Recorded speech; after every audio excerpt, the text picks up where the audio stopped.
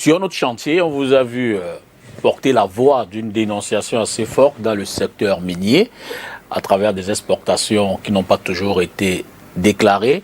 Vous nous direz exactement ce qui a été votre plaidoyer, mais surtout, dans ce domaine-là, quelles sont les réformes que vous envisagez pour éviter ce genre de dérive? Écoutez, ça découle, c'est exactement le même problème.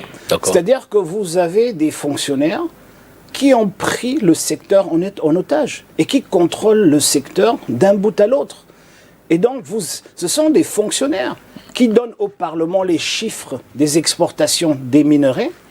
Et quand, députés, vous allez de l'autre côté demander que, mais au fait, vous nous dites que le Cameroun est un exportateur important d'or, je suis quand même un peu étonné parce que quand j'ouvre les chiffres de la douane camerounaise, je vois qu'au fait, la douane camerounaise a exporté en tout et pour tout quelque chose de minable. Je ne sais plus combien c'était exactement, mais vraiment, je crois que c'était entre 4 et 40 kilos d'or ou un truc comme ça.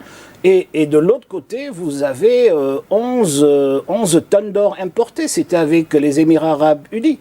Vous comprenez? Et donc, quand j'ai posé la question au ministre des Finances, il m'a dit, oui, des fois, il y a confusion entre origine, pays d'origine de l'or, et pays de provenance de l'or. J'ai dit, je veux bien. Mais donc, dans les livres, si c'est pays de provenance, ça veut dire que vous êtes en train de me dire que l'or venait d'un autre pays, disons qu'il venait de la RDC, mais donc dans les livres de la douane camerounaise, je devrais quand même avoir que 11 tonnes d'or sont entrées en transit au Cameroun pour continuer sur les Émirats arabes unis. Et je n'ai jamais vu ça. Et je me suis rapproché des livres de l'export-import au niveau des aéroports de Simalène et de Douala. Ces chiffres ne figurent pas. Il n'y a aucun endroit où il y a des importations d'un pays de l'or pour un autre pays. Et en termes de réforme? Mais la réforme, elle est là. C'est-à-dire qu'encore une fois, il faut sortir. Vous ne pouvez pas mettre tout entre les mains des gens qui doivent avoir un système de contrôle indépendant au-dessus d'eux. Et ce système de contrôle indépendant, qu'on le veuille ou pas, c'est le législatif, c'est le Parlement. Et quand ça ne fonctionne pas, c'est le judiciaire qui vient parce qu'on a enfreint les lois. Et les deux doivent être en capacité de travailler. Le problème aujourd'hui, c'est que les deux sont plombés. Et parce que les deux sont plombés, ces fonctionnaires peuvent faire ce qu'ils veulent.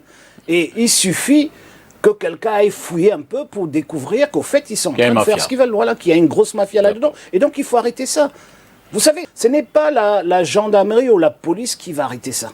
C'est quand nos institutions arrivent à s'auto-réguler, à se respecter, parce que chacun a un pouvoir bien défini qui contrôle. C'est à ce moment que ça commence à fonctionner, pas avant. Ce n'est pas en courant après les voleurs qu'on arrête le vol, mais c'est en construisant un mur, mettant un cadenas à la porte, etc.